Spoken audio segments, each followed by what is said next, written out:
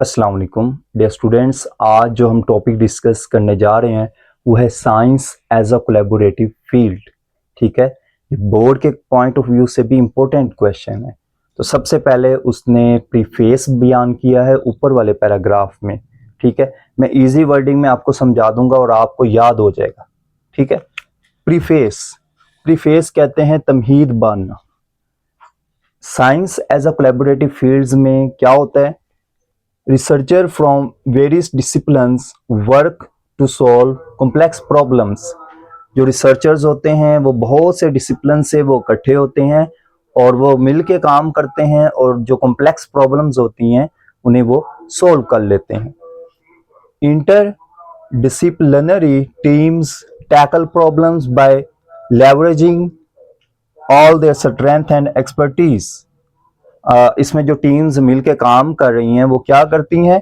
Tackle problems को tackle करती हैं, सोल्व कर लेती हैं बाय लेवरेजिंग। लेवरेजिंग होता है किसी काम से मैक्सिमम आउटपुट लेना।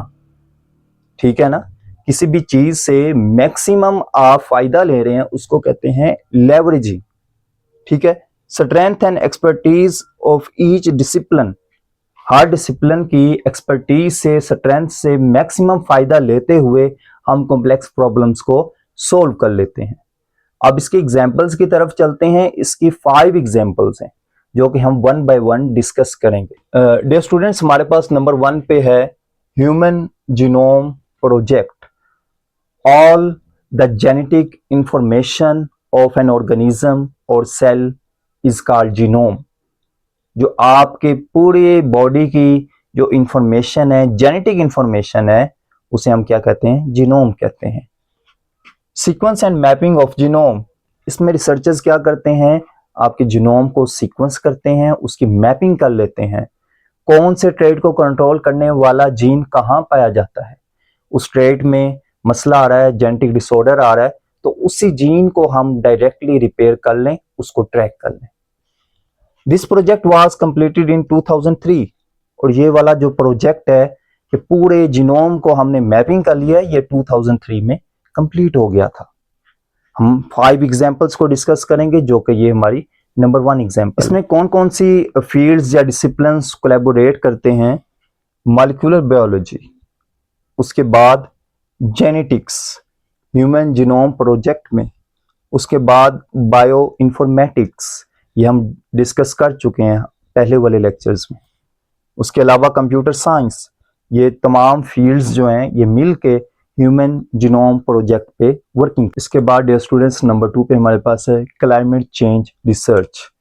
It involves collaborations among atmospheric science, ecology, economics and sociology. ठीक है, ये डिफरेंट फील्ड्स आपस में कोलैबोरेशन करते हैं और क्लाइमेट चेंज रिसर्च करते हैं। क्लाइमेट क्यों चेंज हो रहा है, कैसे चेंज हो रहा है, उसके क्या फैक्टर्स हैं। ये स्टूडेंट्स, उसके बाद है medical research. It often involve collaboration among cancer research. ठीक है, जैसे कि कैंसर रिसर्च के लिए जो कंसल्टेंट होते हैं उनको हम कहते हैं ऑन्कोलॉजिस्ट। ये भी बाज़ का कोलैबोरेशन करता है। बायोलॉजिस्ट, केमिस्ट, जेनेटिसिस्ट, फार्माकोलॉजिस्ट और स्टैटिस्टिशियंस जो होते हैं ये आपस में मिल के काम करते हैं, कैंसर पे रिसर्च कर रहे होते हैं। तो ये मेडिकल रिसर्च में भी ये सारे फील्ड्स हेल्पफुल हैं।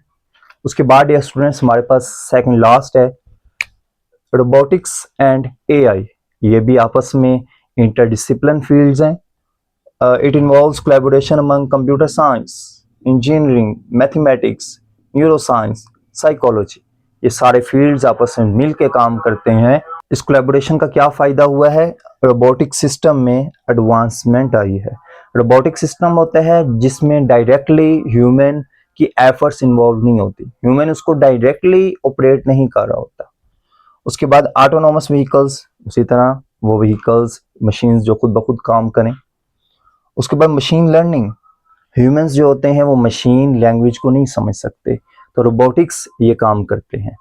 उसके बाद नेचुरल लैंग्वेज प्रोसेसिंग, जो नेचुरल लैंग्वेज है उसको कन्वर्ट कर रहे हैं, वो भी रोबोटिक्स और एआई की मदद से ही हम काम कर रहे हैं। इसके बाद डियर स्टूडेंट्स, हमारे पास लास्ट फील्ड है, लास्ट कोलैबोरेशन हम करते हैं स्पेस एक्सप्लोरेशन। स्पेस को एक्सप्लोर कर रहे हैं। इसमें NASA and ISS international space station, ठीक है, ये आपस में कोलैबोरेशन करते हैं। और कौन से फील्ड्स इन्वॉल्व हैं? एस्ट्रोफिजिक्स, प्लानिटरी सिस्टम, एस्ट्रोफिजिक्स जो माहिर नजूम होते हैं, जिन्हें हम नजूमी कहते हैं, सितारों सियारों का इल्म रखने वाले, और प्लानिटरी सिस्टम जो हमारे सियारों का जो पूरा सिस्टम है उसका इल्म रखने वाले, इंजीनियरिंग, बायोलॉजी, मेडिसन, ठीक है, ये सारे जो होते हैं ये मिल के क्या करते हैं? इन्वेस्टिगेट कॉस्मोस, ये कॉस्मोस को इन्वेस्टिगेट करते हैं। The ordered system of our universe is called cosmos. ये पूरी कायनात, ये पूरा आलम, ठीक है, इसका एक ऑर्डर्ड सिस्टम है, उसको हम कॉस्मोस करते हैं, उसको वो इन्वेस्टिगेट कर रहे हैं, ठीक है। अब जो नासा है वो किसकी एब्रीवेशन है, ये आपने कमेंट्स बॉक्स में बताना है। तो डियर स्टूडेंट्स, इसी के साथ हमारा ये इम्पोर्टेंट टॉपिक जो है ये कंप्लीट हो गया, और ये बोर्ड के पॉइंट ऑफ व्यू से भी इम्पोर्टेंट है, ठीक है। ऐसे के क्वेश्चंस जो हमें लग रहा होता है कि इम्पोर्टेंट नहीं है और उसमें मटेरियल नहीं होता, तो ये इम्पोर्टेंट होते हैं, ठीक है। तो मिलते हैं फिर नेक्स्ट लेक्चर के साथ। Thanks for watching. अल्लाह हाफिज़।